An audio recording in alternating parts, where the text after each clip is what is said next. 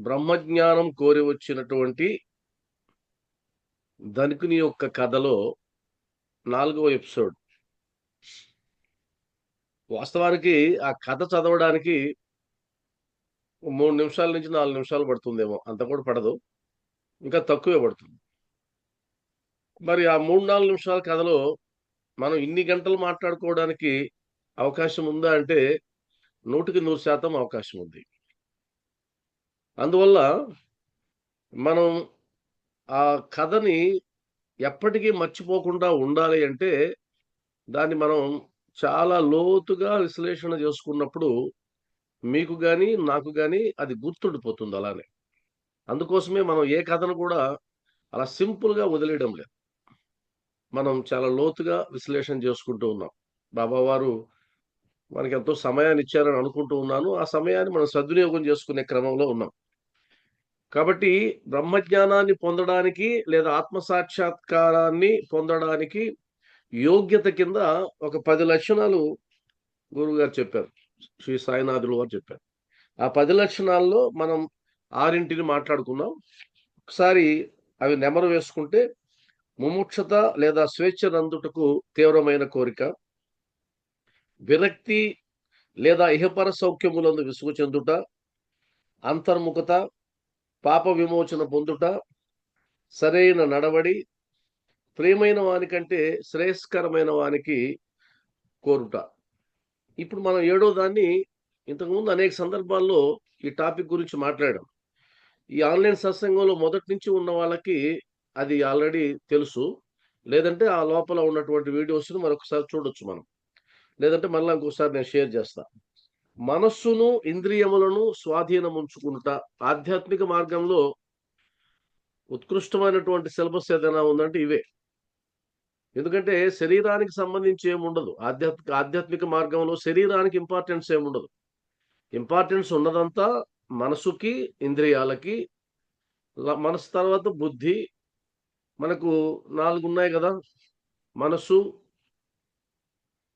బుద్ధి, చిత్తము, అహంకారము.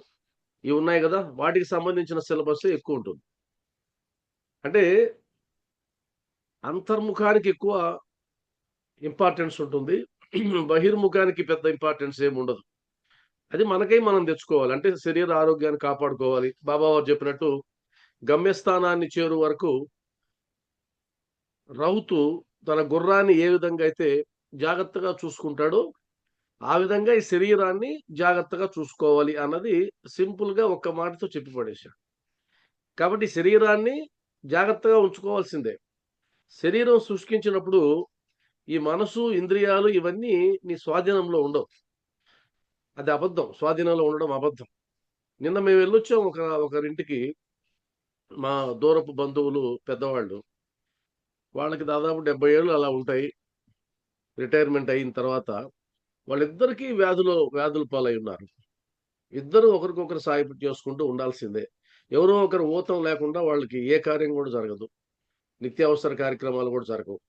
ఇప్పుడు వాళ్ళకి ఆ మనస్సు స్వాధీనంలో ఉంటుందంటే ఉండదు. వాళ్ళు ఆలోచించడానికి ఏముండదు. వాళ్ళ దృష్టంతా కేవలం శారీరక ఆరోగ్యం మీద, అయ్యయ్యో! నాకు ఆరోగ్యం ఇలా అయిపోయిందే, నేను నడవలేకపోతున్నానే, మాట్లాడలేకపోతున్నానే, వీటి మీదనే ఎక్కువ దృష్టి ఉంటుంది తప్ప, మనసు ఇదంతా ఏమి అనిపించదు. కానీ మనకున్న అవకాశం ఏంటంటే, ఇప్పుడైతే మనకు అవకాశం ఉంది. జవసత్వాలున్నాయి. ఇంద్రియాల పట్టుంది. ఇప్పుడైతే మనం ఏదన్నా చేయొచ్చు అభ్యాసం. అభ్యాసం జేయడానికి 2 సమంగా పట్టుతో ఉండాలి. అవి శరీరము, మనస్సు, ఇంద్రియాలు. అవి పట్టుతో ఉన్నప్పుడే ఏ అభ్యాసమైనా అవుతుంది. వాటిల్లో ఏ ఒక్కటి పక్కకి వెళ్ళిపోయినా సరే, ఇంకే అభ్యాసం జరగదు. అంటే ఉదాహరణకి శరీరం అనారోగ్యం పాలైందనుకోండి అభ్యాసం పోతుంది. మనసు కష్టాల పాలైందనుకోండి అభ్యాసం పోతుంది. కాబట్టి అభ్యాసం జరగాలి అంటే శరీరము, మనసు 2 ఇంద్రియాలు ఇవి సమతుల్యంలో ఉండాలి. అవి 2 ఒకదాని మీద ఒకటి ఆధారపడి ఉంటాయి. కాబట్టి సమతుల్యత ఉండాలి. అందువల్ల ఆధ్యాత్మిక మార్గంలో ఎక్కువ కాలం ఉండాలనుకున్నా, లేదా బాబా సేవ ఎక్కువ రోజులు చేసుకోవాలనుకున్నా, మనం గుర్తుపెట్టుకోవాల్సిందేంటంటే, మనం ఆ సేవను కొనసాగించాలంటే మనల్ని మనం కాపాడుకుంటూ రావాలి. శారీరకంగా, మానసికంగా. కాబట్టి దానికి సంబంధించిన అభ్యాసాలే ప్రతి అధ్యాయంలోనూ ఉంటాయి. ఇక్కడ శరీరము రథము, ఆత్మ దాని యజమాని, బుద్ధి ఆ రథమును నడుపు సారథి, మనస్సు కళ్ళెము, ఇంద్రియములు గుర్రములు, ఇంద్రియ విషయములు వాని మార్గములు. ఎవరికి గ్రహించు శక్తి లేదో, ఎవరి మనస్సు చంచలమైనదో, ఎవరి ఇంద్రియములు అస్వాధీనములో వాడు గమ్యస్థానమును చేరలేడు అనేది మొట్టమొదటి 2, 3 లైన్‌లో చెప్పబడింది. ఇది చూడడానికి చాలా సింపుల్‌గానే ఉంది కదా! లైన్ కానీ అర్థమే చావదు. ఉదాహరణకి శరీరము రథము లాంటిది. అంటే ఒక వాహనం, వెహికల్. రథము మీన్స్ వెహికల్. ఇదొక సాధనం. శరీరం అనేది ఒక సాధనం లాంటిది. ఆత్మ దాని యజమాని. ఉదాహరణకి ఈ శరీరంతో చేసే పనులన్నిటికీ ఎవరు బాధ్యత వహించాలి అంటే ఆత్మే బాధ్యత వహించాలి. మీరు ఒక చిన్న పాయింట్‌ని ఒకసారి ఆలోచించండి. అదేంటంటే బాగా గమనించండి. ఇప్పుడు ఒక తప్పు చేశారనుకోండి ఎవరైనా. తప్పు మీన్స్ పాపం ఏదైనా చేశారనుకుందాం. ఆ పాపం చేసినప్పుడు ఆ పనిష్మెంట్ అనుభవించేది ఎవరు? ఆత్మ. ఎందుకని? ఆత్మ మాత్రమే ఇంకొక దేహాన్ని పొందుతుంది. శరీరం ఇక్కడే మిగిలిపోతుంది. అది అది మట్టిలో కలిసిపోతుంది. ఇప్పుడు తప్పుకి బాధ్యత వహించేది ఆత్మ. అది యజమాని. యజమాని బాధ్యత వహిస్తాడు. ఒక ఫ్యాక్టరీలో ఏదన్నా ప్రమాదం జరిగిందంటే, ఆ ప్రమాదానికి బాధ్యుడుగా ఎవరిని ఉంచుతారు అంటే యజమానిని ఉంచుతారు. ముందు యజమాని అరెస్ట్ చేయండండి అంటారు. ఎందుకంటే వాడు యజమాని. ఆ యజమానికి సంబంధం లేకపోయి ఉండొచ్చు. ఆ తప్పు జరగడానికి యజమానికి ఎలాంటి సంబంధం ఉండదనుకుందాం ఉదాహరణకి. ఆయన ఎక్కడో విదేశాల్లో ఉన్నాడు. విదేశాల్లో ఉన్నప్పటికీ గూడా నువ్వు యజమానివి గాబట్టి, నువ్వు పనిష్మెంట్ తీసుకోవాల్సిందే. కాబట్టి ఇక్కడ వచ్చే జన్మల్లో నువ్వు పాపం చేసినట్లయితే, నువ్వు నీచ యోనుల్లో పుడతావు. నీచ నీచ గర్భాల్లో పుడతావని శాస్త్రం చెప్తుంది గదా! ఆ నీచ గర్భాల్లో పుట్టేదెవరు? ఆ మరుజన్మను తీసుకునేదెవరు? కేవలం నీ ఆత్మ మాత్రమే. మరి ఆత్మ తీసుకుంటుంది. యజమాని బాధ్యత వహిస్తున్నాడు. కానీ వాస్తవానికి ఆ ఆత్మ ఒకటి ఉన్నదని, ఆ ఆత్మ మనకి యజమానన్న సంగతి మనం గుర్తించడం లేదు గదా! నువ్వు గుర్తించకపోయినా పాపం అది బాధ్యత వహిస్తా ఉంది. నువ్వు గుర్తించకపోయినా ఉదాహరణకి ఒక తప్పు జరిగింది అంటే, ఆ తప్పు జరగడానికి ఏంటి? నీ మనస్సు, నీ ఇంద్రియాలు. నీ మనస్సు, ఇంద్రియాలు, నీ శరీరం తప్పు చేస్తే దానికి పనిష్మెంట్ పొందేదేమో ఆత్మ. అందుకని యజమానయిందది. నీ శరీరమేమో రథము, ఆత్మ దాని యజమాని. అన్ని అన్ని బాధలు పాపం ఆత్మకే. మనకేం కనిపించదది. ఇంకో తమాషా ఏంటంటే, ఉదాహరణకి ఒక తప్పు చేసి జైల్‌లో పెడితే, ఆ జైల్‌లో ఉన్నటువంటి వ్యక్తి ఈ ఈ జైలు శిక్ష అన్నది దేనికి? నా శరీరానికా? నా ఆత్మకా? నా ఆత్మకు గదా! నాకెందుకు బెంగ అనుకోడు. అలా అనుకునే అవకాశం లేదు. అతనేమనుకుంటాడు, ఈ శిక్ష పడింది. నేనెంత ఇబ్బంది పడుతున్నాను. దోమలు కుడుతున్నాయి. సరైన భోజనం లేదు. ఇవన్నీ ఆత్మ తీసుకోదు గదా! దోమలు కుట్టేది ఆత్మని గాదు. భోజనం ఆత్మకు సంబంధించింది గాదు. సౌకర్యాలు ఆత్మకు సంబంధించింది గాదు. కానీ పనిష్మెంట్ ఏమో ఆత్మ తీసుకుంటా ఉంది. నువ్వు ఈ జన్మలో ఇది తీసుకుంటే, అది ఉత్తర జన్మల్లో అది తీసుకుంటా ఉంది. అందువల్ల అది చాలా జాగ్రత్తగా గమనిస్తూ రావాలి. బుద్ధి ఆ రథమును నడుపు సారథి. ఈ ఆత్మ శిక్ష అనుభవించడానికి గూడా కారణం ఎవరంటే బుద్ధి. ఎందుకంటే ఆ సారథి. ఆ సారథి అంటే యజమాని ఆ సారథికి అప్పగిచ్చాడు ఇప్పుడు. ఇప్పుడు యజమాని కదా నడపాలా. ఇప్పుడు కార్ డ్రైవరు నా కారు నా పేరు మీద ఉంది. నేను నడిపినప్పుడు యాక్సిడెంట్ అయితే ఒక పాలిసీ. నేను ఆ కారుని ఇంకొకరికి ఇచ్చాననుకోండి థర్డ్ పార్టీ అంటాం. ఇప్పుడు థర్డ్ పార్టీ ఇన్స్యూరెన్స్ కూడా వచ్చిందనమాట. ఈ థర్డ్ పార్టీ బుద్ధి. వాస్తవానికి అది నడపాలి. అది ఎలా నడపాలి? యజమాని చెప్పినట్టు నడపాలి. యజమాని ఎవరు? ఆత్మ. ఆత్మేమో మనకు చెప్పడంలే. ఆత్మ జ్ఞానం మనకు లేదు. అసలది ఉందన్న ఎరుకే లేదు. అంటే మొత్తానికి మన స్కెడ్యూల్‌లో ఆత్మ మిస్ అయిపోయింది. ఆత్మ మిస్ అయినందువల్ల ఈ ఇబ్బందులన్నీ వస్తా ఉంటాయి. కాబట్టి ఆత్మ జ్ఞానాన్ని పొందండి అంటున్నారు. ఆత్మ జ్ఞానాన్ని పొందితే అదొకటి ఉందని నీకు తెలుస్తుంది. అది రెస్పాన్సిబిలిటీ తీసుకుంటుందని నీకు తెలుస్తుంది. రేపు ఇబ్బంది పడేది అదేనని తెలుస్తుంది.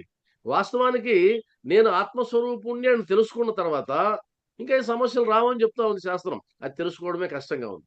దానికి ప్రీవియస్ స్టేజ్ ఏంటంటే బుద్ధి. బుద్ధి ఏం చేస్తుంది?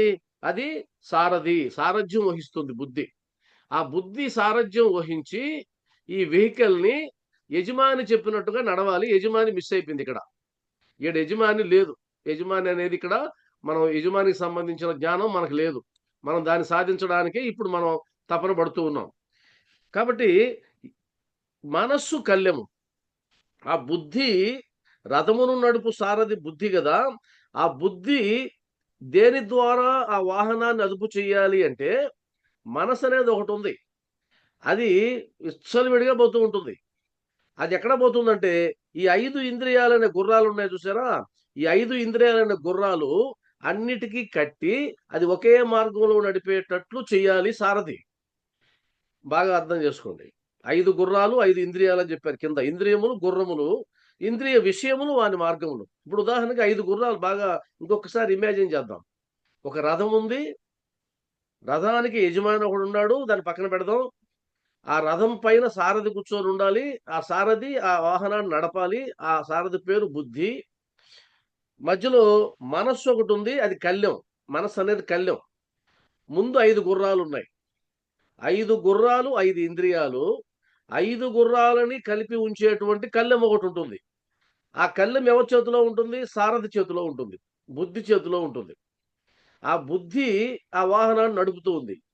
అయితే ఈ కళ్యాలు ఒకవేళ లేకపోతే గనక, ఈ 5 గుర్రాలు ఏం జేస్తాయంటే, అవి వాటి విషయాల మీదకి లాక్కెళ్ళిపోతాయి. కన్ను చూడాలని తపన పడుతూ ఉంటుంది. ముక్కు ఆఘ్రానించాలని తపన పడుతుంది. 5 గుర్రాలు ఇంద్రియాలు. ఈ ఇంద్రియాలు కుదురుగా ఉండవు. ఒకవేళ మనస్సు అనే కళ్ళెంతో 5 ఇంద్రియాలని నువ్వు బంధించడానికి ఆయుధంగా వాడి, ఆ కళ్ళాన్ని తీసుకెళ్ళి మళ్ళా బుద్ధి చేతిలో పెట్టకపోతే, అప్పుడు జీవితం నాశనం అయిపోతుంది. ఎందుకంటే ఎళ్ళిపోతుంది ఎక్కడికో. ఒక లక్ష్యం వైపు వెళ్ళదు. ఒక లక్ష్యం వైపు వెళ్ళదు. గుర్రం చూడండి అతి వేగంగా పరిగెత్తుంది గుర్రం. గుర్రం తెలుసు కదా! మనం గుర్రం రేసులు చూస్తుంటాం గదా! అతి వేగంగా పరిగెత్తగలిగేటువంటి జీవి. మరి అది వేగంగా పరిగెత్తాలంటే ఆ ఇంద్రియాలకి కళ్ళాలు వేస్తారు. కన్నుకి కళ్ళాలుంటాయి. గుర్రానికి ఇటువైపు కళ్ళెముంటుంది. ఆ కంటికి ఎందుకేస్తారు అంటే, అది పక్క చూపులు చూడకుండా ఉండడానికి ఏస్తారు. అది ఒకే చూపులో వెళ్తుందనమాట. పక్కకెళ్తే మళ్ళీ పక్కకెళ్ళిపోతుంది. ఇక్కడ మనం గుర్తుపెట్టుకోవాల్సిందేంటంటే, 5 ఇంద్రియాలు మనస్సుకి ఆధీనంలో ఉంటాయి వాస్తవంగా. ఉండాల్సింది బుద్ధి ఆధీనంలో. బుద్ధి ఆధీనంలో ఉండవవి. అవి మనసు దాన్ని ప్రేరేపితం చేస్తుంటుంది. మనసేం చేస్తుందంటే మాయ చేస్తూ ఉంటుంది. "అరేయ్! నువ్వు ఇలా పోవాలనుకుంటున్నావా? వద్దు, వద్దు ఇలా పో చాలా షార్ట్ కట్టు. ఇలా వెళ్తే చాలా ఆనందం ఉంటుంది. ఇలా పోతే చాలా బాగుంటుంది." రకరకాలు చెప్తూ ఉంటుంది. మనకు ఇద్దరు స్నేహితుల కథ తెలుసు.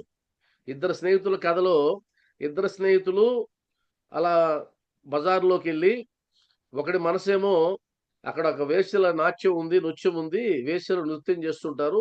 అక్కడికెళ్ళి నృత్యం చేసి చూస్తే, ఆ వేశ్యలతో సంభోగిస్తే చాలా ఆనందంగా ఉంటుంది అని ఒక మనసు చెప్తుంది. కాదు ఈ మందిరంలో భజన జరుగుతూ ఉంది.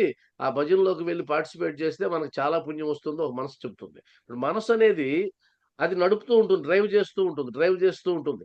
కాబట్టి ఇవి డ్రైవ్ చేసినట్టుగా నువ్వు వెళ్ళిపోతే గనక ఇబ్బంది పడిపోతాం. అక్కడికి వెళ్ళిన తర్వాత వేశ్యావాటికకి వెళ్ళిన తర్వాత మనసు తీసుకెళ్ళింది వేశ్యావాటికి.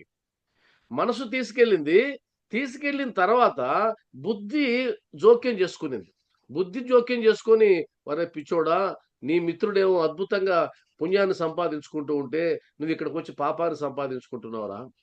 దీనివల్ల ఏమొస్తుందిరా నీకు? పాపం వస్తుంది" అని ఆ బుద్ధి వాడిని బాగా మోటివేట్ చేస్తుంది. చూడండి బాగా గమనించండి ఎగ్జాంపుల్‌లో. ఆ వ్యక్తి ఆ వేశ్యావాటికి వెళ్ళడానికి ప్రేరేపించింది మనసు.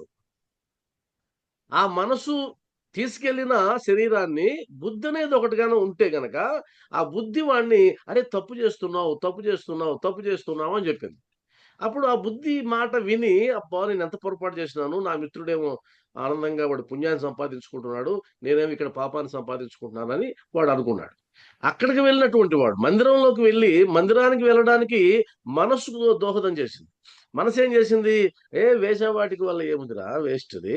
నువ్వు ఇక్కడికెళ్తే మంచి పుణ్యం వస్తదని మనస్సు తీసుకెళ్ళింది అక్కడికి. అక్కడికెళ్ళిన తర్వాత మరలా మనసు కంట్రోల్ తప్పింది. అదేమైపోయిందంటే సారీ బుద్ధి తీసుకెళ్ళింది వాడిని. వేశ్యా వేశ్యావాటికి తీసుకెళ్ళింది అంటే తప్పు చేయమని ప్రేరేపించేది మనసు. అది తప్పా, ఒప్పా చెప్పేది బుద్ధి.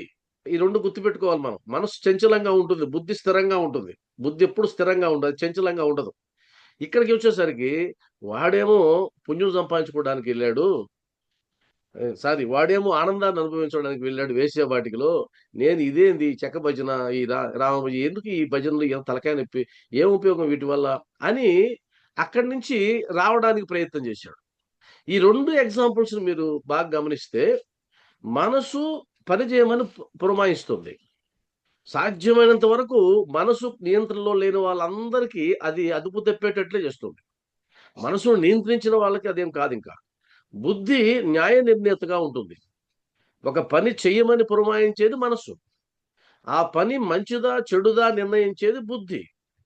వాస్తవానికి ఈ 2 ఆత్మ యజమాని కింద పనిచేస్తూ ఉండాలి. ఆత్మ జ్ఞానం మనకు రాలేదు. ఆత్మ విషయం మనం ఇంకా గ్రహించలేదు. బ్రహ్మజ్ఞానం మనం గ్రహించలేదు కాబట్టి ఈ రెండిటితోనే కొట్టుకుంటూ ఉన్నాం. మనసు బుద్ధిలోనే కొట్టుకుంటూ ఉన్నాం. అందువల్ల వీటి ప్రభావం పాపం వెహికల్‌కి ఏం సంబంధం లేదు. శరీరానికి ఏ సంబంధం లేదు. అది ఆ డ్రైవర్ ఎలా చెప్తే అలా పోతుంది. నా దగ్గర ఉన్న కారుకి ఏం సంబంధం? నేను ఎలా నడిపితే అలా పోతుంది. నేను వేశ్యావాటికి తీసుకెళ్ళొచ్చు ఆ కార్‌ని, లేదా మందిరానికి తీసుకెళ్ళొచ్చు. కాబట్టి అది అది దానికి సంబంధం లేదు. ఇక్కడ మనం 4 పదాలు మళ్ళా గుర్తుపెట్టుకుందాం. శరీరం రథం, అది నిమిత్త మాత్రంగా ఉంటుంది. దానికి సంబంధం లేదు. ఆత్మ దాని యజమాని, దాని స్పృహ మనకు లేదు. వాస్తవం చెప్తున్నా. దాని స్పృహ మనకు లేదు. ఆ స్పృహ ఉంటే ఈ అనర్థాలన్నీ వెళ్ళిపోతాయి. ఆ అనర్థాలు పోవాలనే వాడు బ్రహ్మజ్ఞానం కోసం వచ్చాడు ధనికుడు. కాబట్టి ఆత్మ దాని యజమాని, దానికి ఆ స్పృహ మనకు లేదు. బుద్ధి ఆ రథమును నడుపు సారథి. ఆ సారథికి మనం ఆ బాధ్యతనిచ్చినట్లయితే, మనసు అనే కళ్యాన్ని చేతిలో పట్టుకొని ఆ ఇంద్రియాలని, పరుగులు పెట్టేటువంటి ఇంద్రియాలని ఆ కళ్యాల సహాయంతో నియంత్రించి లక్ష్యానికి చేరుస్తుంది బుద్ధి. ఇది సారాంశం. మళ్ళీ ఇంకొకసారి ఇమాజిన్ చేస్తే 5 గుర్రాలు ఇంద్రియాలు, కళ్యాలు మనస్సు, సారథి బుద్ధి, రథము శరీరం, టోటల్ యజమాని ఆత్మ. ఇది సినారియో. అక్కడ వరకు మనకు అర్థమైంది. తర్వాత గమనించండి, ఎవరికి గ్రహించు శక్తి లేదో, అంటే ఈ విషయాలని ఎవరికైతే అంటే గ్రహించడం అంటే ఏంటంటే అర్థం, ఒక ఆలోచన వచ్చినప్పుడు ఆ ఆలోచన మంచిదా చెడుదా అనేటువంటి మీమాంస వస్తుంది ప్రతి ఒక్కరికి. ప్రతి ఒక్కరికి మీమాంస వస్తుంది. ఒక ఆలోచన వచ్చిన వెంటనే ఇది చెయ్యదగిందా చెయ్యకూడందా అనేటువంటి డైలమా వస్తుంది. ఆ డైలమా ఒక్కొక్కరికి ఒక అర సెకండ్ ఉండొచ్చు, కొంతమందికి రోజులు ఉండొచ్చు, కొంతమంది నెలలు కూడా పట్టొచ్చు. ఎటూ నిర్ణయించుకోలేకపోతున్నామండి, ఇది చెయ్యాలా వద్దా అనే వాళ్ళు కూడా ఉంటారు. ఎప్పటి నుంచి ఆలోచిస్తున్నారంటే ఒక 6 నెలల నుంచి ఆలోచిస్తున్నారంట. అంటే 6 నెలలకు కూడా తెగలేదు చరిత్ర. కాబట్టి ఆ విధంగా ఎవరైతే గ్రహించలేరు, అంటే ఈ ఆలోచన మంచిదా చెడు అని గ్రహించలేరో, ఇది నా మనసుకు వచ్చిన ఆలోచన, నా బుద్ధి ప్రేరేపిస్తున్న ఆలోచన, లేదు నా బుద్ధి బాబావారి స్వాధీనం అయితే గనక బాబావారే పలికిస్తున్నటువంటి ఆలోచన తెలియదు. ఇక్కడ ఇంకొక విషయం కూడా చూడండి. బుద్ధి ఈజ్ ఈక్వల్ టు బాబా. బుద్ధి ఈజ్ ఈక్వల్ టు బాబా నా ఉద్దేశంలో. నేను గనక నా మనసు అనే సంఖ్యలని బుద్ధి అనే షిరిడీ సాయినాథుడికి అప్పగిస్తే అది చెయ్యాలా వద్దా అని నిర్ణయించేది ఆయన. మనం చీట్లేసినట్టు. చీట్లేయాల్సిన అవసరం లే. ఇక్కడే బుద్ధి అనేది ఒకటి ఉంది. ఆ బుద్ధి నిర్ణయిస్తుంది చెయ్యాలి, ఇది చేయకూడదు అని. అది నీకు తెలుస్తుంది. ఆ తెలియడమే సాధన. ఎలా తెలుస్తుంది? సాధన. సాధన ద్వారా తెలుస్తుంది. మనం ఎందుకంటే మన లోపల ఒక వాయిస్ వినబడుతూ ఉంటుంది. మనకు తెలుస్తూ ఉంటుంది వినబడుతూ ఉందని. ఇప్పుడు మనం కామ్‌గా ఉన్న ఏదో ఒక వాయిస్ వినబడుతూ ఉంటుంది గదా! ఆ వాయిసే అంతర్వాణి. ఆ వాణి బాబా పలుకు అంతే సింపుల్. కాబట్టి నీ పగ్గాలని, నీ బుద్ధిని ఆయన చేతిలో పెట్టినట్లయితే, అయ్యా నువ్వే నా సారథివి. మనం అంటుంటాం గదా! బాబా అంతా నువ్వేనయ్యా, నువ్వు తప్పితే ఇంకెవరున్నారయ్యా అని అంటుంటాం గదా! ఆ నువ్వే అనేది బాబాకు సంబంధం గాదు. బుద్ధిలోకి తీసుకువెళ్ళాలి ఆయన్ని. అంటే బుద్ధిలోకి తీసుకెళ్ళడం అంటే ఏంటి అనంటే సింపుల్‌గా చెప్తా చూడండి. బుద్ధిలోకి తీసుకెళ్ళడం అంటే బాబా వారు చెప్పిన విషయాలన్నిటిని మీరు ఆకలింపు చేసుకొని, మీరు గనక ఇక్కడ గనక నీ మెదడులో గనక సంక్షిప్తం చేస్తే, అది బుద్ధి కిందకెళ్ళిపోతుంది. అది పదే పదే ఆలోచిస్తే బుద్ధి కిందకెళ్తుంది. పారాయణలో రహస్యం ఏంటంటే, పారాయణ ఎందుకు చేయాలి అని మీరు అనుకుంటే గనక, పారాయణ చేయడం వల్ల ఒక ప్రయోజనం ఉంది.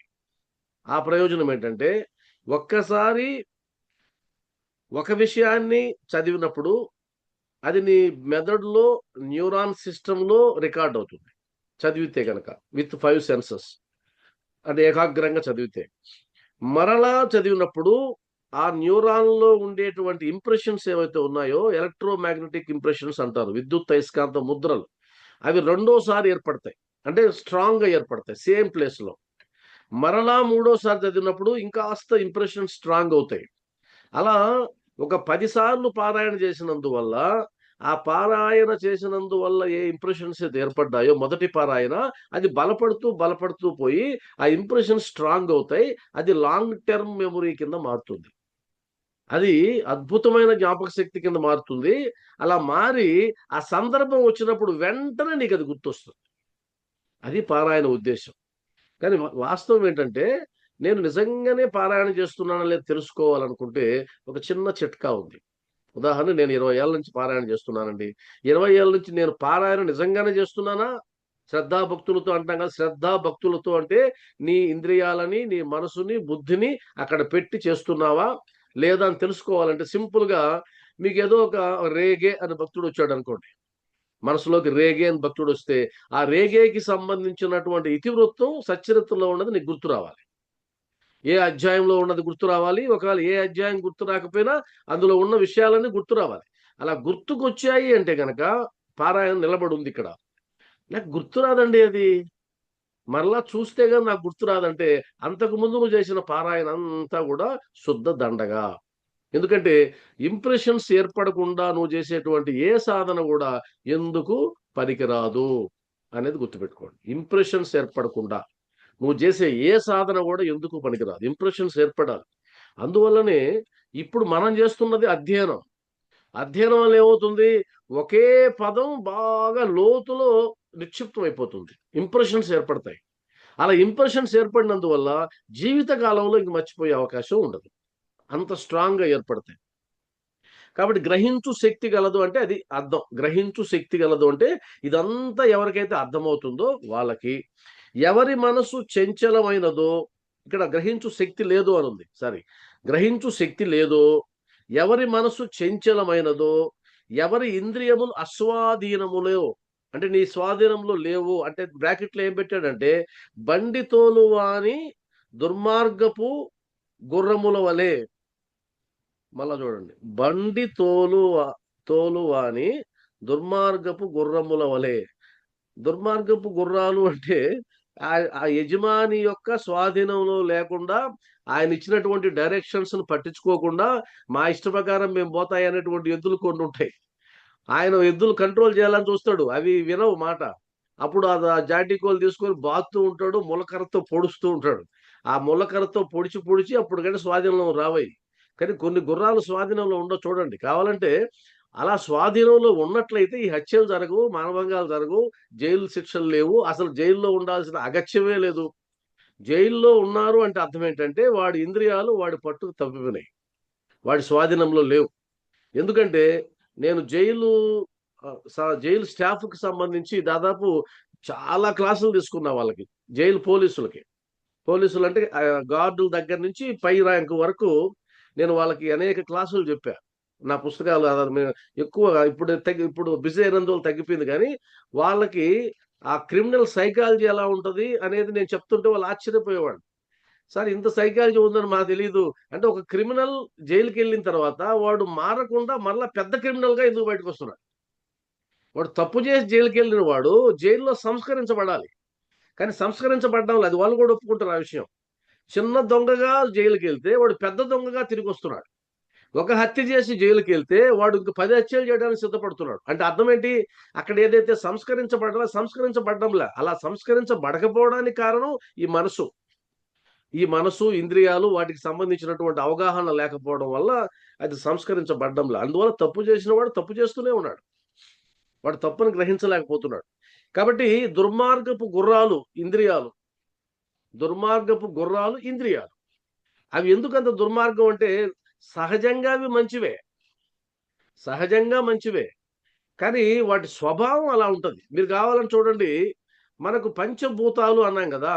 పంచభూతాలంటే 5 గాలి, నీరు, నిప్పు, ఆకాశం ఇంకేమున్నాయి 5 అగ్ని, సరే అది చెప్పుకున్నాం కదా! నాకు సరిగ్గా గుర్తు రావడంలే. ఒక్కో దాని గురించి మాట్లాడుకుందాం. నీరు మంచిదా కాదా? నీరు జీవనాధారం. నీరు లేకపోతే జీవించలేం. కానీ నీరు కేవలం జీవనాధారమే గాదు. ప్రాణాలను గూడా తీసి పడేస్తుంది.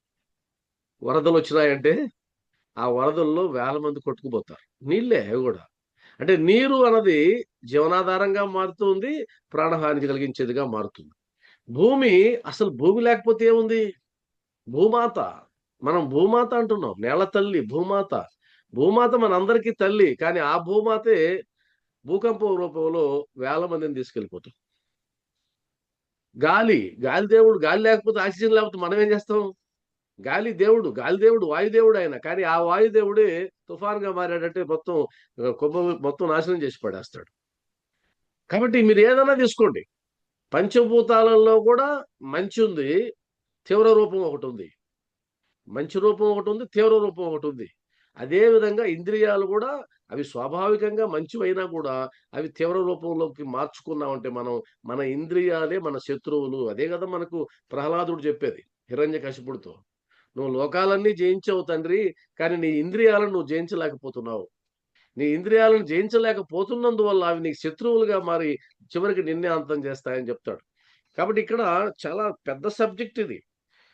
బండి తోలువాని దుర్మార్గపు గుర్రముల వలె అస్వాధీనములుగా ఉన్నటువంటి గుర్రాలు, మాట వినని గుర్రాలు. వాడు గమ్యస్థానమును చేరలేడు. అంటే ఎవడు ఆధ్యాత్మిక మార్గంలో ముందుకెళ్ళలేడు అంటే, ఎవరికైతే గ్రహించు శక్తి లేదో, గ్రహించు శక్తి అంటే మనసంటే ఏంటి? బుద్ధి అంటే ఏంటి? కళ్యాలంటే ఏంటి? ఈ రథం అంటే ఏంటి? ఏ మార్గంలో వెళ్ళాలి? ఎక్కడికి చేరుకోవాలి? ఆత్మ దాని యజమాని ఎందుకు మనకు గుర్తు రావడం లేదు? ఇదంతా ఎవరికైతే గ్రహింపు శక్తి లేదో, ఎవరి మనస్సు చంచలమైనదో, ఎవరి ఇంద్రియములు అస్వాధీనములో వాడు గమ్యస్థానాన్ని చేరలేడు. Clear cut. అంటే అర్థమేంటి? ఆత్మ సాక్షాత్కారాన్ని పొందాలంటే సిలబస్ ఇదే. ఇంకో సిలబస్ లేదిక్కడ. తర్వాత చావు పుట్టుకల చక్రములో పడిపోవును. చావు పుట్టుకల చక్రములో పడిపోవును.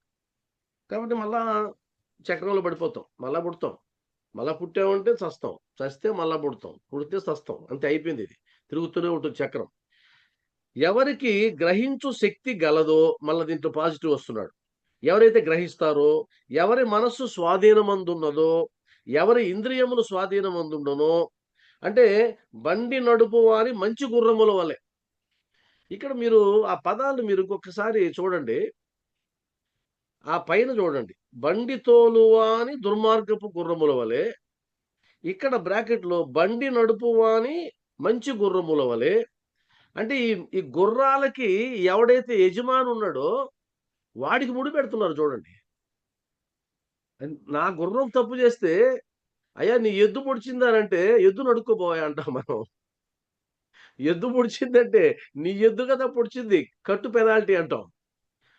ఎద్దుకి నాకు సంబంధం లేదంటే, "ఆ ఎద్దు ఎవరిది" అంటాం. "ఇది నాదే" అంటే కట్టు అంటాం. ఫైన్. అంతే. కాబట్టి ఎవరి పశువైతే మన చేలో మేస్తుందో, ఆ పశువుకి ముందు దెబ్బలు పడినప్పటికీ గూడా, చివరికి జరిమానా వేసేది ఎవరికంటే, ఆ పశువు యొక్క యజమానికి. ఇందాక నేను చెప్పాను మొట్టమొదట. ఆత్మకి ఏం పాపం సంబంధం లేకపోయినా, అది అసలు మనకు తెలియకపోయినా, జ్ఞానం లేకపోయినా, చివరికి పనిష్మెంట్ పొందేది ఆత్మే. ఏ రూపంలో నీచ నీచ జన్మల్లోకి వెళ్లి. ఇది అద్భుతమైనటువంటి విషయం ఇది. కాబట్టి ఎవడు తన బుద్ధిని మార్గదర్శిగా గ్రహించి ఇది కూడా కొద్దిగా విస్తృతంగా మాట్లాడుకోవాల్సిన విషయం.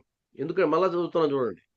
ఎవడు తన బుద్ధిని మార్గదర్శిగా గ్రహించి బుద్ధి మార్గదర్శకత్వం ఎప్పుడవుతుంది? ఆ బుద్ధి మంచి బుద్ధి అయినప్పుడు.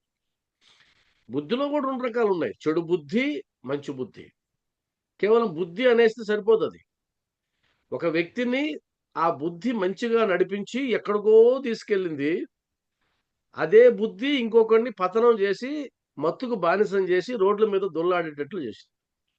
కాబట్టి వాడికున్నది బుద్దే, ఈడికున్నది బుద్దే. 2 ఒకటెలా అవుతాయి? ఒకటి కావు. మంచి బుద్ధి, చెడు బుద్ధి. మనకు ఆ పదాలు గూడా ఉన్నాయి. దుర్బుద్ధి అంటాం మనం. దుర్బుద్ధి అంటే ఇది మంచి బుద్ధి గాదు. ఇక్కడ ఆ బుద్ధి మంచిది కాకపోవడానికి కారణం ఏంటి? ఇదో పెద్ద సిలబస్ ఇది. నేను మళ్ళా ఆ ప్రశ్న వేస్తున్నా. బుద్ధి మంచిది కాకపోవడానికి కారణం ఏంటి? ఉదాహరణకి ఎవరైనా సరే, అయ్యా! ఈ బుద్ధి ఏదైతే ఉందో నాకు ఇది మంచిగా ఉండకూడదు. నేను భగవంతుని ప్రార్థిస్తున్నాను. భగవంతుడా నా బుద్ధిని పక్కదారి పట్టించు. నా బుద్ధిని దుర్మార్గం వైపు నడిపించు. నా బుద్ధి చెడు పనులు మాత్రమే చేసేటట్లు దీవించు. నా బుద్ధి నాశనం అయిపోవుగాక. ఆ బుద్ధి ద్వారా నేను నాశనం అయిపోవుగాక అని ఎవడైనా వేడుకుంటాడా? ఎవడు వేడుకోడు. మరి వాడు కోరుకోవడంలే దుర్బుద్ధిని. నా జీవితం నాశనం అయిపోవాలని ఒక్కడైనా కోరుకుంటాడా జీవితంలో? ఎవ్వడు కోరుకోడు. దొంగ గూడా అద్భుతంగా దొంగతనం జరగాలి. ఎవరికీ పట్టుబడకుండా రావాలి. ఆ డబ్బులు బాగా జలసా చేయాలని కోరుకుంటాడే గానీ, ఇది మంచి పని గాదు. నేను దొంగతనం చేస్తున్నా, భగవంతుడా నన్ను పట్టించి అని కోరుకుంటాడా? ఎవరు కోరుకోడు. ఇక్కడ ఆ బుద్ధి ఎలా మారుతుందనేది మీరు గ్రహించినట్లయితే, ఈ సమాజం మీకు చాలా వేరేగా కనిపిస్తుంది. వేరే కోణంలో కనిపిస్తుంది. నేను మళ్ళా చెప్తున్నా. బుద్ధి ఎలా ఏర్పడుతుందో మీరు తెలుసుకుంటే, ఈ సమాజం వేరే కోణంలో కనిపిస్తుంది మీకు. ఎందుకంటే, ఒక ఒక వ్యక్తి వైపు చూసావు నువ్వు. ఒక వ్యక్తి మాటలు విన్నావు. ఒక వ్యక్తి ప్రవర్తన చూసావు. ఏంటి ఈడి బుద్ధి ఇలా ఉంది? అయ్యో! ఈడు వరస్ట్‌గా ఉన్నాడండి అని కామెంట్ చేసావు. అలా వరస్ట్ అని నీ దగ్గర కామెంట్ తీసుకోవడానికి వాడు ఇష్టపడడు. కానీ నీకు అర్థమైపోయింది వరస్ట్ ఫెలో అని. ఎందుకలా వరస్ట్ అయినాడు అని ఆలోచించగలిగితే. ఉదాహరణకి కొత్తగా పెళ్ళైన జంట. కొత్తగా పెళ్ళైన జంట వివాహం అయ్యేంత వరకు వాళ్ళకున్న అవగాహన కేవలం ఎక్స్‌టర్నల్ మాత్రమే. ఇంటర్నల్ అవగాహన రాదు. ఎక్కువగా మాట్లాడితే ఎక్కువ సార్లు మాట్లాడడం, ఎక్కువ సార్లు కలుసుకోవడం, ర్యాపో ఉంటే ఆ మాటల ద్వారా కొంత అర్థమవుతుంది. వీడి మనస్తత్వం ఇది గదా! అనేసి. కానీ వాస్తవానికి జస్ట్ అలా పెళ్లి చూపులకెళ్ళి ఏదో ఫోన్‌లో మాట్లాడుకుంటూ ఫోన్ సంభాషణ మాత్రమే ఇప్పుడు. అయితే నా దగ్గరికి ఎవరైనా వస్తే ముహూర్తాలు పెట్టిన తర్వాత పెళ్లయ్యేదాకా దయచేసి ఫోన్‌లో మాట్లాడొద్దని సలహా ఇస్తారు. ఎందుకంటే ఫోన్‌లో మాట్లాడితే నీ అసలు రంగు బయటపడిపోద్ది. అసలు రంగు బయటపడిపోయిందంటే అటు ఇటు అయిపోవచ్చు. నా దృష్టిలో నాకు తెలిసే అటు ఇటు అయిపోయిన పెళ్ళిళ్ళున్నాయి. పెళ్లి అంటే ముహూర్తం పెట్టిన తర్వాత పెళ్ళికి మధ్యలో గ్యాప్ ఉంటే గనక, ఆ గ్యాప్‌లో ఈళ్ళు ఫోన్‌లో విరివిగా మాట్లాడుకొని పెటాకులయిపోయినవి చాలా ఉన్నాయి. ఎందుకని అలా పెటాకులయినాయంటే, ఆ మాటల ద్వారా తెలిసిపోతుంది నీ మనస్తత్వం. ఆ తెలిసిపోయిన తర్వాత అరెరే! నేను ఇతను మంచోడనుకున్నాను. ముహూర్తాలు పెట్టుకునేటప్పటికి ఇది పరమ వేస్ట్ ఫెలో. ఎలా అర్థమైంది? మాటల ద్వారా అర్థమైపోయింది. చేతల ద్వారా అర్థమైపోయింది. ఇతని బిహేవియర్ ఇది మంచిది కాదు. అని నా కొద్దీ ఇతనికి చీకొట్టేసిన సందర్భాలు ఎన్నో ఉన్నాయి. అంటే అర్థం ఏంటి అంటే నీ మాటలు, నీ ప్రవర్తన, నీ బుద్ధి అది ఇప్పటిది గాదది. వాటికి 2 కారణాలున్నాయి. ఒకటి పూర్వజన్మ సంస్కారాలు. 2 నీ పూర్వీకుల జన్యు సంబంధ లక్షణాలు. నేను మరలా రిపీట్ చేస్తున్నా. ఒక వ్యక్తి యొక్క బుద్ధి ఏర్పడడానికి పూర్వజన్మ సంస్కారాలు, నీ పూర్వీకుల జన్యు సంబంధమైన లక్షణాలు ఈ 2, మూడవది పెంపకం, నాలుగవది పరిసరాలు. వీటన్నిటి ఎఫెక్టే వాడి బుద్ధి. మీరు గాని, నేను గాని ఇలా ఉన్నాము అంటే 4 కారణాలు ఇలా వచ్చాయి. ఈరోజు మనం కూర్చొని ఒక గంట సేపు బాబా సత్సంగం విందామని మీకనిపించిందన్నా, నాకు చెప్పాలనిపించిందన్నా 4 రకాల సహకారం మనకు దొరికింది. ఒకటి పూర్వజన్మ సంస్కారాలున్నాయి. ఏదో ఆధ్యాత్మిక మార్గంలో నడవాలి అనే ఒక సంస్కారం వచ్చింది. 2 మన పూర్వీకుల జను సంబంధమైన లక్షణాలు వచ్చాయి. మన పెద్దలు ఎవరో ఎంత పుణ్యం చేసుకున్నారో, ఎవరు భక్తులుంటారో, ఆ భక్తుల యొక్క జీన్స్ అన్నీ వచ్చాయి. లేదా అంతకుముందు భక్తి మార్గంలో ఉండి సడెన్‌గా చనిపోయిన వాళ్ళు, మన పూర్వీకులు ఎవరెవరో ఉంటారు. అవన్నీ వచ్చాయి. 3 తల్లిదండ్రుల పెంపకం. అమ్మానాన్నల పెంపకం. వాళ్ళు చిన్నప్పటి నుంచి మనకు నేర్పించిన విధానం. 4 పరిసరాలు. మన చుట్టూ ఉన్న పరిసరాలు. ఇవన్నీ మనకు సహకరించాయి గాబట్టే, మనకు ఈ బుద్ధి ఏర్పడింది. ఈరోజు మనం ఆధ్యాత్మిక మార్గంలో వెళ్తున్నాం. కాబట్టి ఎవడైనా సరే మనలా కాకుండా ఇంకొక రకంగా ఉంటే, మనం వాడి మీద సానుభూతి చూపించాలి. అంతేగాని వాడి మీద మనం దుర్భాషలాడకూడదు. ఎందుకంటే వాడు కారణం గాదు పాపం. ఎంతో మంది కారణం. ఈ ఈ ఒక్క యాంగిల్ మారుతుంది. ఎవరైనా తప్పు చేసినప్పుడు చాలామందంటారు, పోనీలెండి. వాడు వాడు పోనీండి పాపం అలా ఉంటాడు. వాడిని వదిలేయండి అంటారు చాలామంది పెద్దవాళ్ళు గమనించండి. అరే! ఎందుకు వదిలేయాలండి వాడిని? అంటే వదిలేయండి ఎందుకు? వాడు మానాన వాడు పోతాడు. వాడి పాపాన వాడు పోతాడు. ఇలా మాట్లాడుతా ఉంటాం. ఎందుకంటే అర్థం చేసుకుంటే అలా వచ్చేస్తది సార్. ఎవరి మీద కోపం రాదు. మీకు ఇదంతా అయిన తర్వాత మీకు ఈ బ్రహ్మజ్ఞానం కథంతా అయిన తర్వాత, ఈ బ్రహ్మజ్ఞానాన్ని పొందినందువల్ల ఏ ఉపయోగం ఉంది చెప్తాను నేను. అప్పుడు మీకు బాగా ఫుల్ క్లారిటీ వచ్చేస్తుంది. ఎందుకు ఆయన బ్రహ్మజ్ఞానం కోసం వచ్చాడనేది. కాబట్టి బుద్ధిని మార్గదర్శిగా తీసుకొని అంటే ఏ బుద్ధిని, ఏ బుద్ధిని మార్గదర్శిగా తీసుకొని స్వీయ బుద్ధినా? గురు బుద్ధినా? స్వీయ బుద్ధి అది చంచల అది మనకు కరెక్ట్‌గా ఉందో లేదో కూడా తెలీదు. అది కరెక్ట్‌గా ఉందో లేదో కూడా తెలీదు. ఎందుకంటే మీకు స్టూవర్ట్‌పురంలో పుట్టాడనుకోండి ఎవడన్నా. స్టూవర్ట్‌పురంలో పుట్టినవాడు దొంగతనం చేయడం తప్పనడు. రెడ్ లైట్ ఏరియాకి సంబంధించిన కమ్యూనిటీలో ఎవరైతే ఉంటారో చిన్న పిల్లలుంటారు. ఆడపిల్లలు, మగ పిల్లకాయలు ఆడే చదువుకుంటూ రెడ్ లైట్ ఏరియా బొంబాయిలో. వాళ్ళలో ఈ వ్యభిచరించడం అన్నది తప్పనే ఫీలింగ్ పెద్దగా ఏముండదు. అది సహజంగా ఉంటుంది. కాబట్టి నీకు ఏ ప్రాంతంలో నువ్వెలా ఉంటావో అలా ఉంటుంది. ఆ బుద్ధి అది మంచి అనే చెప్తుంది. తండ్రి ఏం చెప్తాడో తెలుసా? "అరేయ్! నువ్వు దొంగతనం చేస్తే పట్టుబడిపోయినావురా వెధవ. చూసి నేర్చుకో. మా మా పెద్దలు ఎలా దొంగతనం చేసేవారో తెలుసా? అసలు ఒక్కరికి పట్టుబడేవాళ్ళా? నువ్వేంట్రా ఒక్కసారికే చిన్న దొంగతనానికి పట్టుబడిపోయారు" అంటాడు వాడు. ఆ పెద్ద. మరి ఆ బుద్ధి అది చెప్తే అది మంచిదా? అది ఎలా మంచిదవుతుంది? కాబట్టి స్వీయ బుద్ధి అప్పుడప్పుడు దారి తప్పొచ్చు. అందువల్ల టెక్నిక్ ఏంటంటే, గురు బుద్ధిని స్వీకరించు. స్వీయ బుద్ధి వద్దు. స్వీయ బుద్ధి నిన్ను ముంచొచ్చు, పైకి లేపొచ్చు.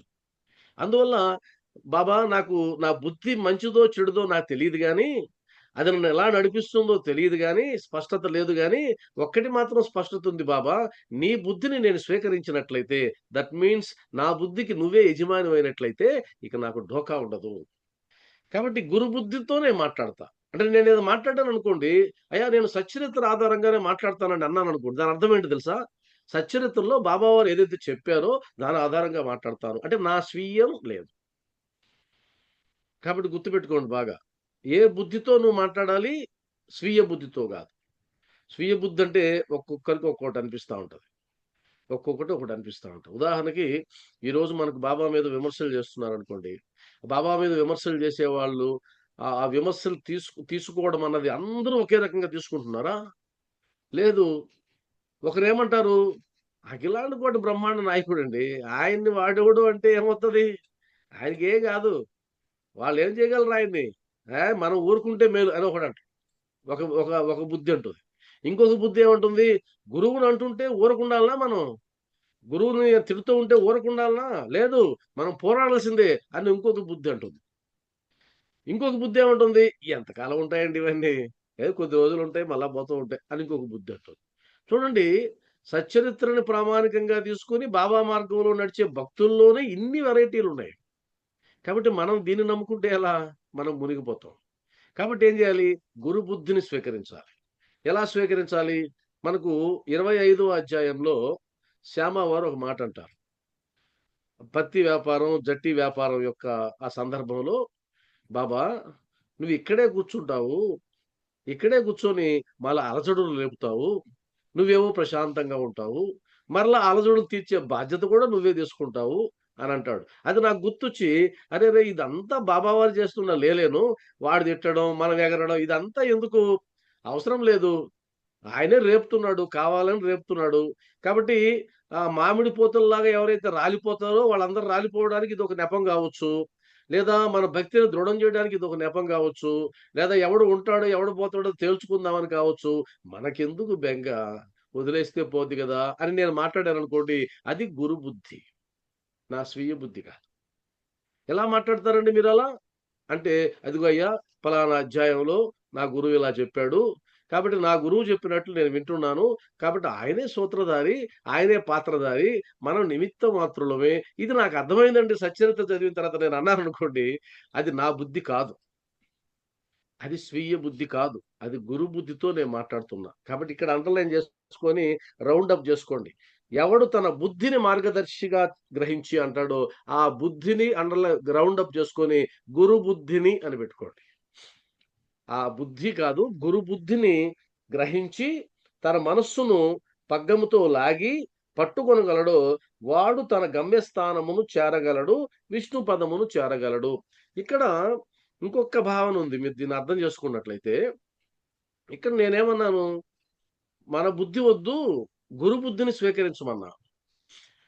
మరి శ్రీకృష్ణ భగవానుడు ఏమంటాడు? "ఉద్ధరేది ఆత్మనాత్మానం" అంటాడు. అరే నీ బుద్ధిని నువ్వే, నీ ఆత్మను నువ్వే ఉద్ధరించుకోవాలిరా అంటాడు. ఈడ మనమేమంటున్నాం? అయ్యా నేను ఉద్ధరించుకోలేను. అది నువ్వే ఉద్ధరించాలయ్యా అని మనం అంటున్నాం.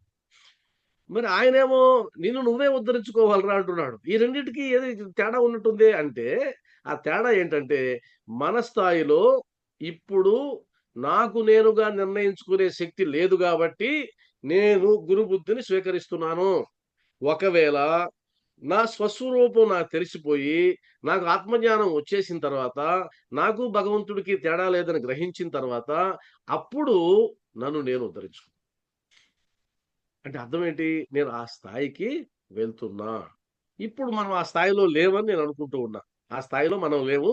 మనం ఇంకా లెర్నింగ్ మోడ్‌లోనే ఉన్నాం. నేర్చుకునే స్థితిలోనే ఉన్నాం గాబట్టి, ఆ స్థాయికి వెళ్ళే ప్రయత్నం చేస్తున్నాం గాబట్టి, ఆ స్థాయికి చేరుకునేంత వరకు స్వీయ బుద్ధి వద్దు, గురు బుద్ధి ముద్దు. అంతే. స్వీయ బుద్ధి వద్దు, గురు బుద్ధి ముద్దు అనేది ఆ పారాగ్రాఫ్‌లో మనం మాట్లాడుకోవాల్సిన అంశాలు. తర్వాత విష్ణు పదమును చేరగలడు అన్నాడిక్కడ. మనమేమంటాం సాయి పదమును చేరగలము అని అంటాం.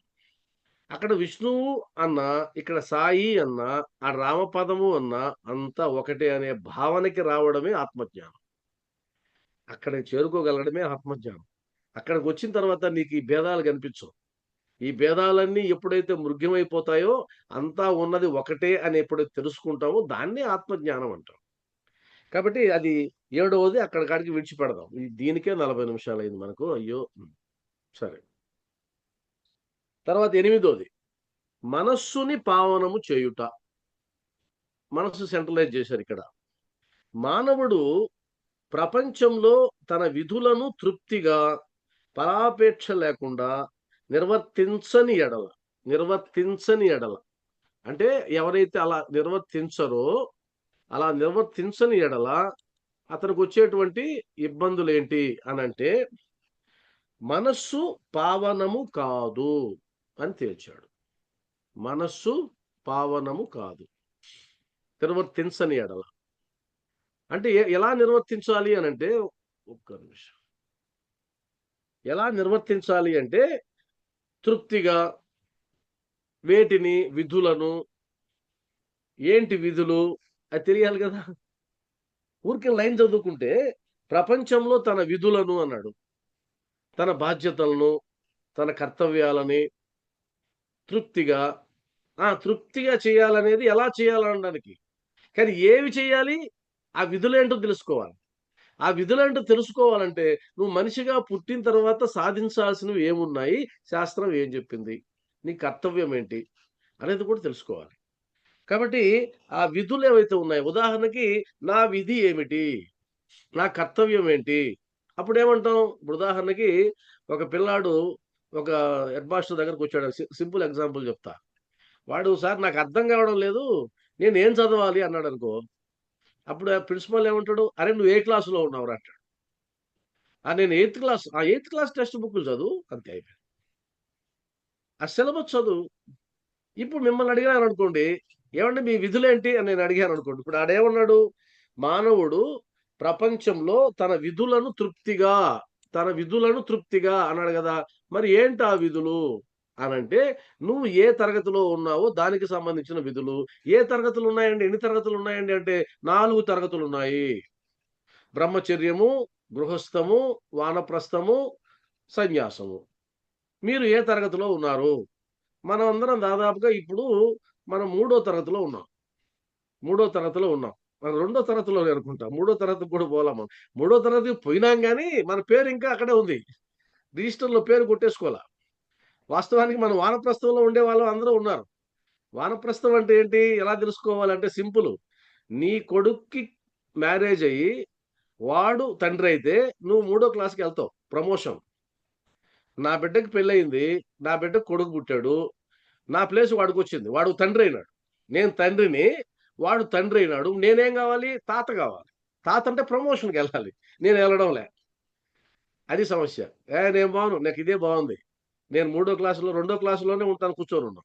మనందరం రెండో క్లాస్‌లో కూర్చొని ఉన్నాం. నాలుగో తరగతి కూడా పోవడంలే. కాబట్టి నీ విధి ఏంటంటే ఇప్పుడు గృహస్థ ధర్మంలో ఉన్నాం. గృహస్థ ధర్మంలో ఉన్నప్పుడు కుటుంబాన్ని పరిపాలించడం నీ ధర్మం. నీకెవరైతే బంధనాలుగా ఉన్నారో, ఆ బంధనాలుగా ఏర్పడినటువంటి భార్య, భర్త, పిల్లలు ఇదంతా తోడబుట్టిన వాళ్ళు, ఇయంతా గూడా అది నీ బాధ్యత. ఆ బాధ్యతను నిర్వర్తించాలి. నీ విధి అది.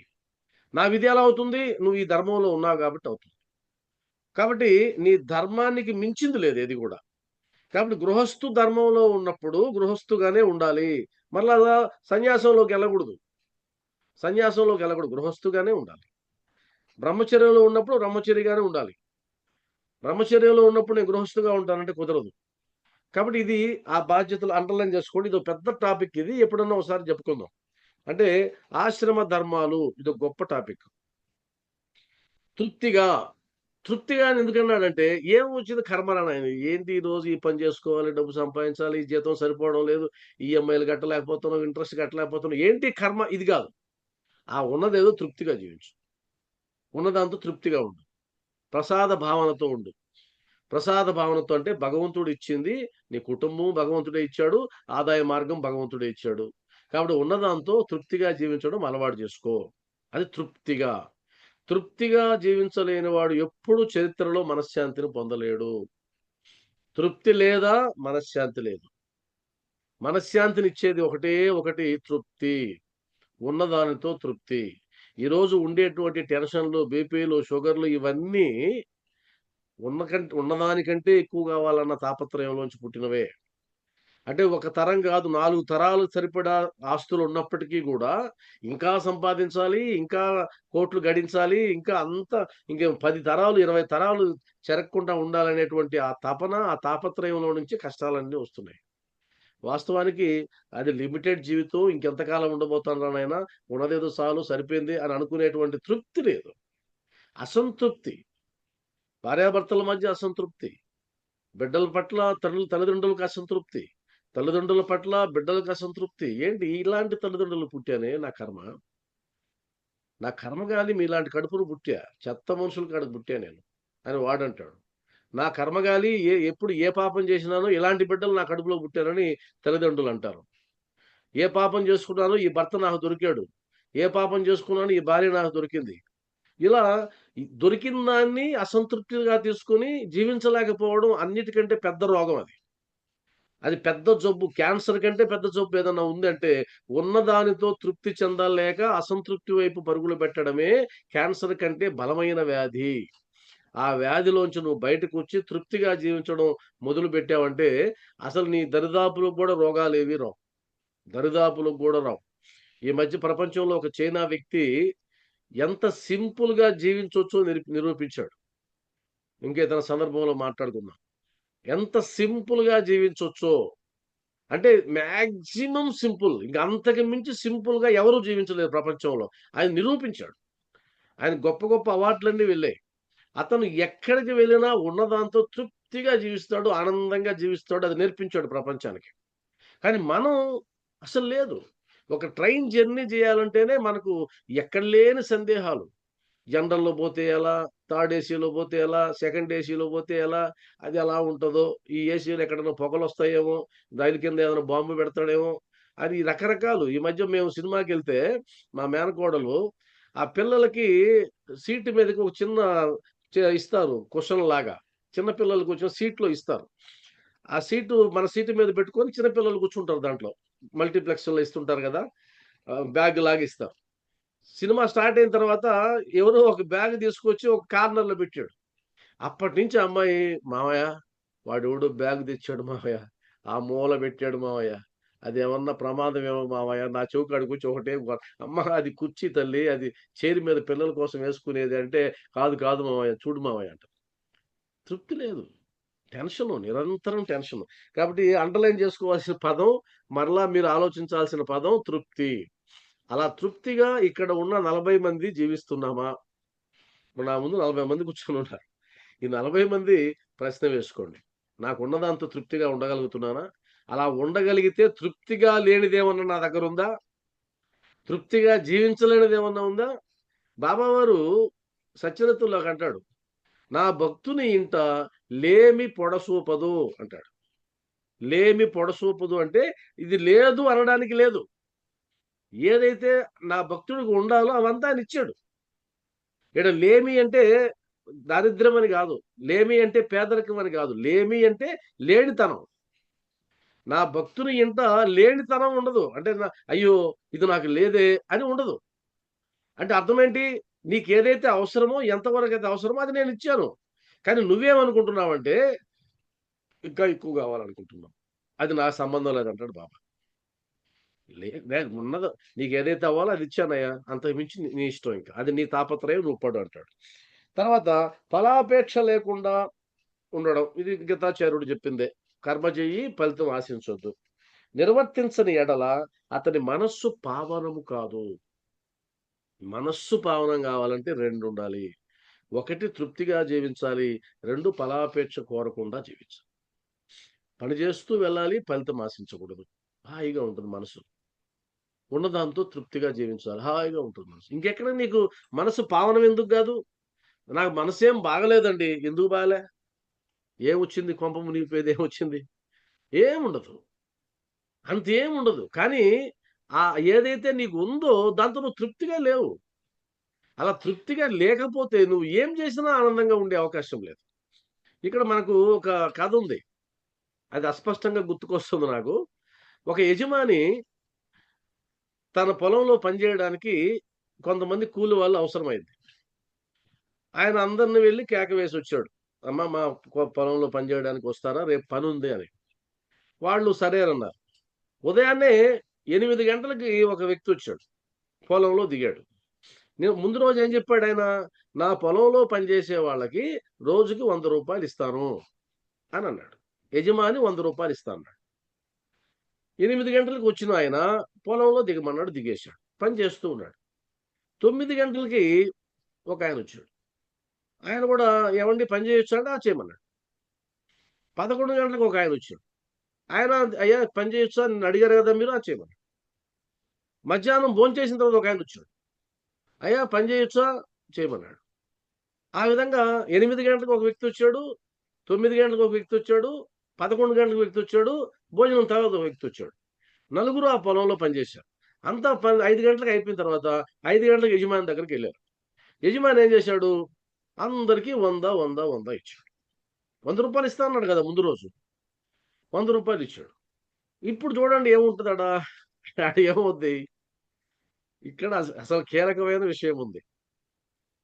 ఒకళ్ళు చెప్పండి ఎవరన్నా ఆన్ చేసి, మైక్ ఆన్ చేసి. ఇప్పుడు ఆ నలుగురి మనస్తత్వం ఎలా ఉంటది? ఎవరైనా చెప్పొచ్చు. 8 గంటలకు వచ్చిన వాడు అనుకుంటాడు సార్ నేను ఎక్కువ పని చేసినాను అందరితో పాటు సమానంగానే తీసుకుంటున్నాను అనుకుంటాడు. నా ఆ! శ్రమ దోపిడీ అయిపోయింది. ఇప్పుడైపోయిందనుకుంటాడు. కదా! అంటే వాస్తవానికి వాడికి ఏదైతే ఇస్తానన్నాడో యజమాని అది ఇచ్చాడు. కానీ తృప్తి లేదు. ఎందుకు తృప్తి లేదు అంటే, వాడు ఇంకొకరితో పోల్చుకున్నందువల్ల అశాంతికి గురైనాడు. ఇది అద్భుతమైన సూత్రం.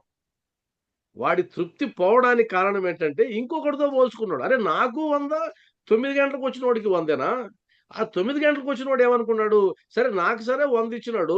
వాడు 11 గంటలకొచ్చినాడు దరిద్రుడు వాడికి 100 సరే వాడు కూడా పక్కన పెట్టి, ఆ చివరి వాడుండాడు చూసాడా?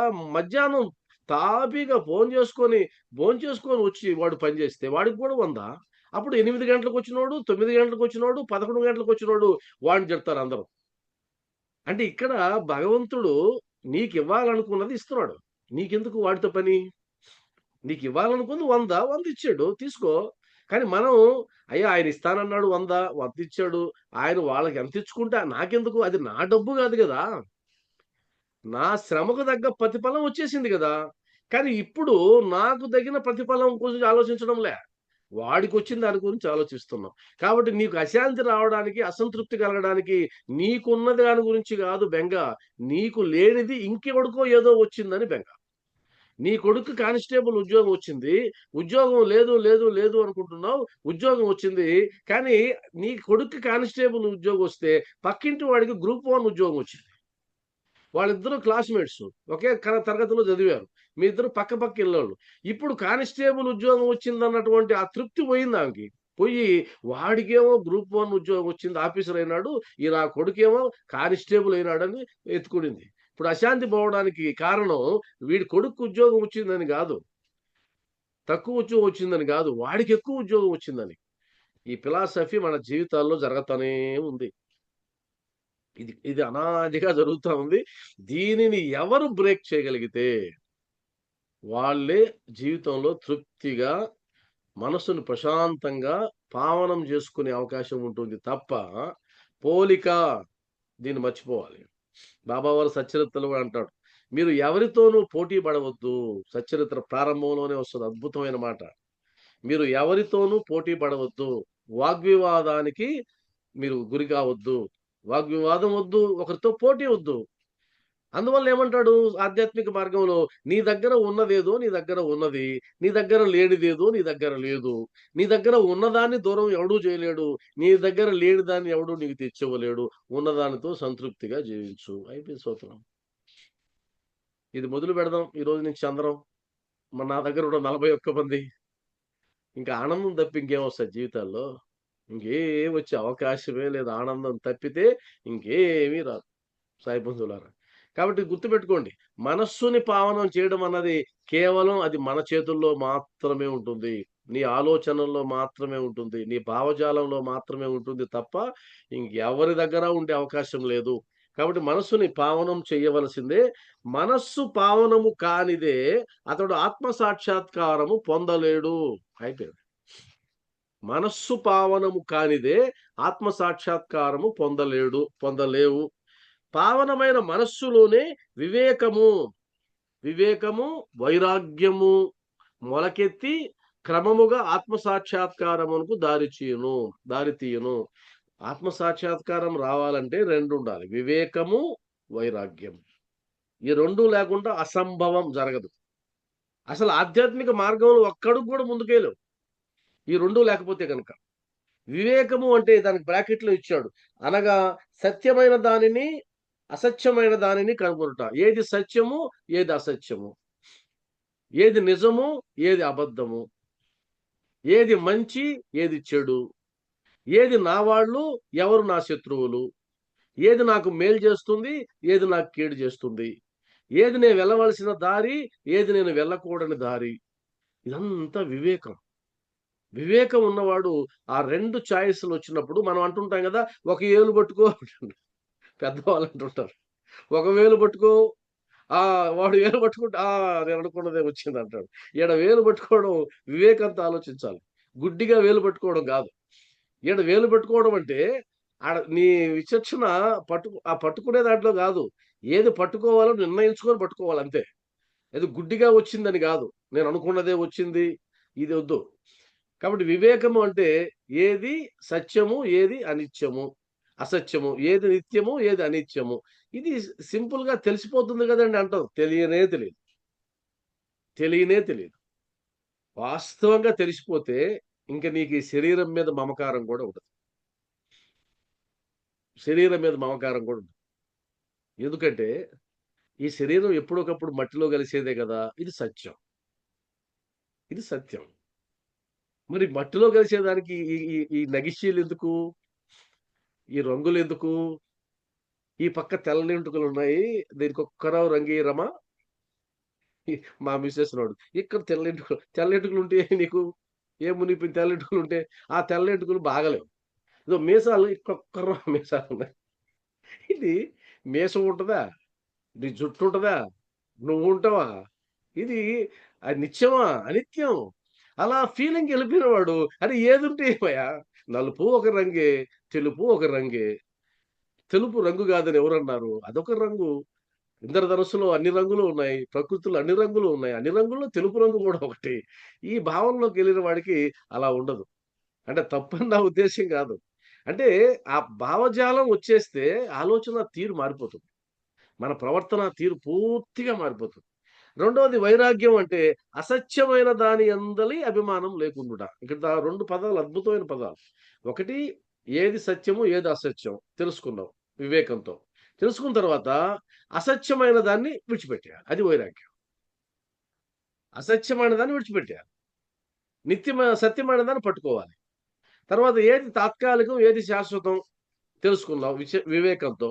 తెలుసుకున్న తర్వాత అశాశ్వతమైన దాన్ని వదిలేసుకోవాలి. శాశ్వతమైన దాన్ని పట్టుకోవాలి. ఈ 2 చిన్నతనంలో నుంచి గనక ఎవడికైనా అభ్యాసం వస్తే, చదువుకున్న పిల్లాడికి గనక యుక్త వయసు వచ్చిన తర్వాత, ఇంటర్మీడియేట్‌కొచ్చిన తర్వాత, ఇంజినీరింగ్‌కెళ్ళిన తర్వాత, ఈ చిన్న బ్యాలన్సింగ్ థాట్ ప్రాసెస్ గాని వస్తే, వాడి జీవితం మారిపోతుంది. ఎందుకంటే, ఇది మనకు గాదు కావాల్సిన జ్ఞానం. ఈ జ్ఞానం ఇప్పుడు మనకే అర్థం కాలేదు. మనం ఇంకా వంట పట్టించుకోలా. ఇంకా యూత్ ఉంది, యువతరం ఉంది. మన ఇంట్లో పిల్లలున్నారు. ఆ పిల్లలకి గనక మనం ఇది గాన ఎక్కించగలిగితే, ఈ థాట్ గాన ఎక్కించగలిగితే, అద్భుతమైన మార్పులొస్తున్నాయి వాళ్ళలో. వాళ్ళు ఇప్పుడేమనుకుంటారంటే, ఇప్పుడు బైక్ మీద ఎక్కి వితౌట్ హెల్మెట్ 120 కిలోమీటర్స్ పోతున్నాడు అంటే, వాడికి వివేకం ఎక్కడుంది? వాడికి వివేకం లేదు. జస్ట్ అలా తగిలితే చచ్చిపోతాడంతే. తెలుసు. కానీ ఎళ్తున్నాడు. మాయ కొట్టేస్తూ ఉంది వాడిని. వాడికి గదా కావాలి ఈ బ్యాలెన్సింగ్ అంతా. మనకెందుకు? కానీ వాడు నేర్చుకోవడంలే, మనము నేర్చుకోవడంలే అలానే ఉంది. తర్వాత వివేకము, వైరాగ్యము మొలకలెత్తి క్రమముగా ఆత్మ సాక్షాత్కారమునకు దారి తీయును. అహంకారము రాలిపోనిదే. మళ్ళా అన్ని క్వాలిటీస్ చెప్తున్నాడు. ఇయన్నీ మాట్లాడుకున్నాం మనం. అహంకారము రాలిపోనిదే, లోభము నశించనిదే, మనస్సు కోరికలను విడిచిపెట్టనిదే, ఆత్మ సాక్షాత్కారమునకు అవకాశము లేదు. ఇవన్నీ ఆల్రెడీ మనం మాట్లాడుకున్నాం. దేహమే నేననుకొనుట గొప్ప భ్రమ. ఈ దేహం నేను కాదు. ఇందాక ఎగ్జాంపుల్ కూడా చెప్పుకున్నాం. కారు నేను కాదు. నేను వేరు, నా కారు వేరు. నా కారు అయినంత మాత్రాన నేనది గాదు. ఇది ఎగ్జాంపుల్ కూడా చెప్పుకున్నాం మనం. కాబట్టి దేహమే నేననుకోటి గొప్ప భ్రమ. ఈ అభిప్రాయమునంద్ ఈ అభిప్రాయమందు అభిమానం ఉండుటయే బంధమునకు కారణము. బంధము ఎందుకు ఏర్పడుతుందంటే ఇది శాశ్వతం అనేటువంటి ఆలోచనల నుంచి బంధం ఏర్పడుతుంది. ఈ అభిప్రాయమందు అభిమానం ఉండుటయే బంధమునకు కారణము. నీవు ఆత్మ సాక్షాత్కారమును కాంక్షించినచో ఈ అభిమానమును విడువవలెను. అభిమానము విడువవలెను. నాకు ఇది లేకపోతే నేను జీవించలేను. వీళ్ళు లేకపోతే నాకు బతుకు లేదు. వీళ్ళు లేకపోతే నేను ఉండలేను. ఇదంతా అభిమానమే. మమకారము, అభిమానము ఇదంతా. కాబట్టి ఈ మమకారం గూడా బంధానికి హేతువే గాబట్టి, దాన్ని గూడా విడిచిపెట్టాల్సిందే. ఒకవేళ మనం విడిచిపెట్టకపోయినా విడిచిపెట్టే రోజు ఒకటొస్తుంది. అది సత్యం. అది ఖచ్చితంగా వస్తుంది. విడిచిపెట్టి వెళ్ళాల్సిందే. నేను వద్దన్నా కుదరదు. అందువల్ల సాయిబంధులారా, ఒక్కటి మనం గుర్తుపెట్టుకుంటే, ఈ ఈ జన్మ, ఈ దేహము అశాశ్వతం. శాశ్వతం కాదు. శాశ్వతం ఏదైతే ఉందో, మనం పొందినటువంటి జ్ఞానం శాశ్వతం. ఒక అభిప్రాయం ప్రకారం నువ్వు ఈ జన్మలో సంపాదించిన జ్ఞానం ఈ జన్మతోనే పోదు. నీకు ఉత్తర జన్మల్లో గూడా అది కంటిన్యూ అవుతుంది. ఉదాహరణకి నువ్వు చదివావు గ్రంథాలన్నీ ఉపాసన బట్టావు. ఉపాసన బట్టిన తర్వాత చనిపోయినావు. ఈ జ్ఞానమంతా వృధా అయిపోయిందా? కాదు. నీకు ఉత్తర జన్మల్లో ఇది ఖచ్చితంగా మరలా నీకు బట్వాడ అవుతుంది. అక్కడి నుంచి మొదలవుతుంది. ఆ విధంగా వచ్చిన వాళ్ళే ఆది శంకరాచార్యులు వారు గాని, వివేకానంద స్వామి గాని అక్కడి నుంచి వచ్చింది. అంతేగాని ఉన్నట్టుండి 32 సంవత్సరాలకు అంత జ్ఞానం ఎక్కడి నుంచొస్తది? సాధన చేస్తే కూడా రాదు. మరలా రావడానికి కారణం ఏంటంటే, వాళ్ళు పూర్వజన్మల్లో చేసినటువంటి ఆ సాధనంతా వచ్చింది. మనం నమ్ముతున్నాం గాబట్టి పూర్వజన్మల విషయం. అలా పోదు. ఊరికేనే పోదు. ఇప్పుడు చూడండి చిన్న చిన్న పిల్లకాయలు అద్భుతాలు చేస్తూ ఉంటారు. మనకనిపిస్తుంది ఎలారా ఈళ్ళకి సాధ్యం అనిపిస్తే, అయి పూర్వజన్మ సంస్కారాలే ఇంకొకటి కాదు. కాబట్టి సాయి బంధువులారా, మనం ఈరోజు 5 నిమిషాలు ఎక్కువైంది. మనం ఇంతటితో ఇప్పుడు ముగిస్తాం. అయితే గుర్తుపెట్టుకోండి దయచేసి చెప్తున్నా. ఇది బ్రహ్మజ్ఞానానికి సంబంధించిన అంశం. కాస్త భరించాలి. మీకు అర్థమయ్యేటట్టు చెప్పగలుగుతున్నానో లేదో నాకు తెలీదు గానీ, నిజంగా ఈ జ్ఞానం తప్పనిసరిగా ఎప్పుడో ఒకప్పుడు మనం నేర్చుకోవాల్సిందే కష్టమైనా సరే. నెమరు వేసుకోవాల్సిందే, గుర్తు చేసుకోవాల్సిందే, ప్రాక్టీస్ గూడా చేయాల్సిందే. అంతకు మించి లేదు. కాబట్టి తప్పనిసరిగా చేయాల్సినటువంటి దీన్ని మనందరం గూడా నేర్చుకోవాల్సిందే.